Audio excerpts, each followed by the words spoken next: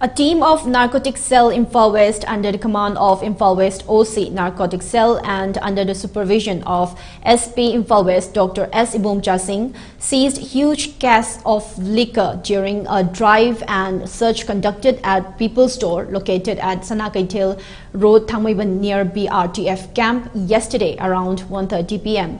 According to police sources, the very shop is owned by one 28-year-old Salam Deepak, son of Salam Santosh of Thangmaiban Khumdram Selung Balaikai.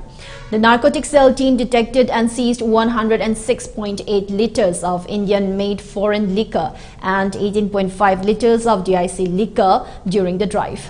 The narcotic cell team also arrested 3 persons, namely 28-year-old Salam Deepak, son of S. Santosh Singh of Thangmaiban Khumdram Selung Balaikai, 19-year-old Roland Golmay, son of Rajen Golmay of Nambol Lemapokpam, and 19-year-old Tiganglung Remy of Kaithil Manbi.